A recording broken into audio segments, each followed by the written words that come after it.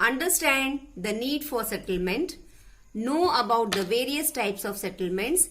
Analyze the relationship between natural environment and human habitation. Man is a social animal. It is very rare. Man is a social animal. It is very rare for man to live in isolation because by nature man needs to be surrounded by fellow human beings.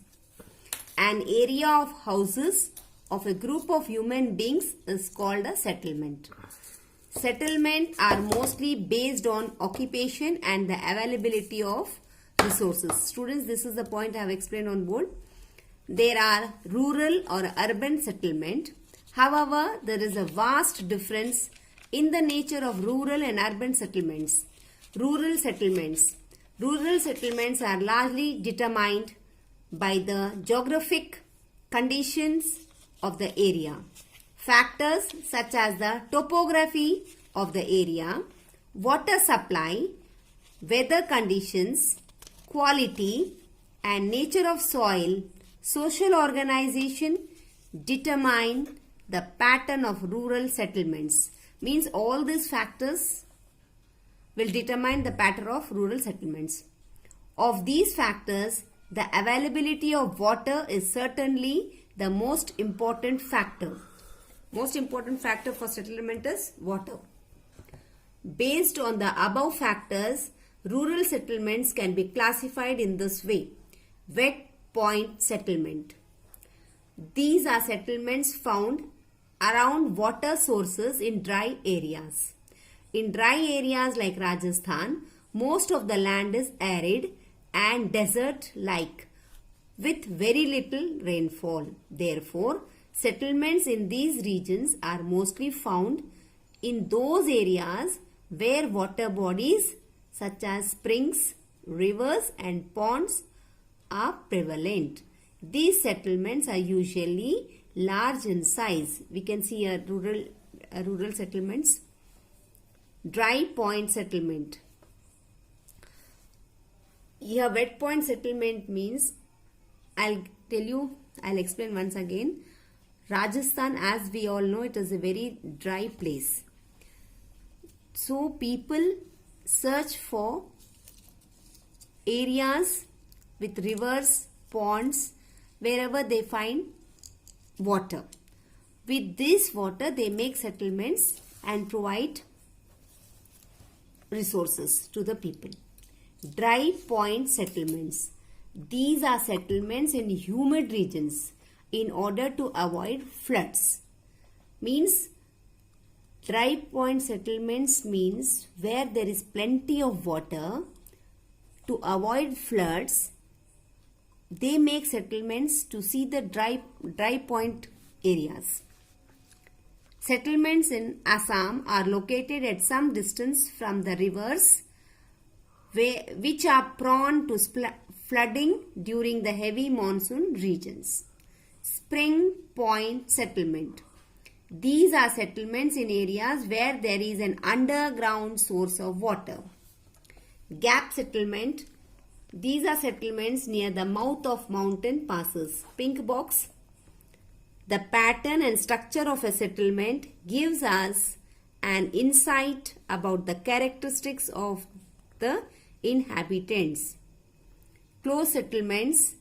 Close settlements imply densely populated areas. The Gangetic Plain. The Gangetic Plain, which is characterized by fertile soil and abundant water supply, has settlement of this type. That is close settlement. Agriculture is the predominant occupation in these areas. Linear settlements. When settlements are almost continuous with a linear trend, these are called linear settlements. Settlements along riverside and inland waterways belong to this type. For example, in Kerala, settlements are mostly found alongside the inland waterways. Urban settlements. Urban settlements usually develop out of villages.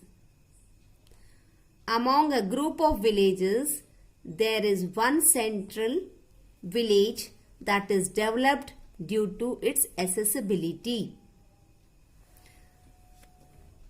This central village becomes the center for the weekly market for all other adjacent villages. The central village, due to this advantage, grows in size and soon becomes a town. Similarly, out of a cluster of towns evolves a city due to greater trading and other activities such as development of education and health institutions. Means in urban settlements, cities are already developed, but out of villages, that means in very small villages, settlements need settlements, and it depends upon the availability of resources.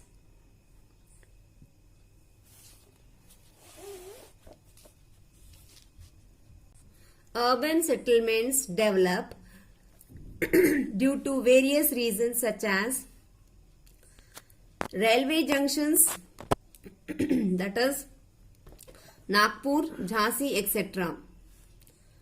Ports, Mumbai, Chennai, etc. Convergence of communication routes, London, Mumbai. Centers of transport routes. Settlements develop in an area where houses of a group of human beings are built. Factors such as topography of the area, water supply, weather condition, quality and nature of soil, social organization, etc. determine the pattern of rural settlements. Means these are the factors which will determine what pattern of settlement can be determined in that particular place. Urban settlements usually develop from villages. Students, with this, it is a very small lesson. You read it, you will enjoy the lesson. We have seen about the settlements in rural and urban areas. Now we will do objective and descriptive type exercises of this lesson 10, Geography, Human Settlements.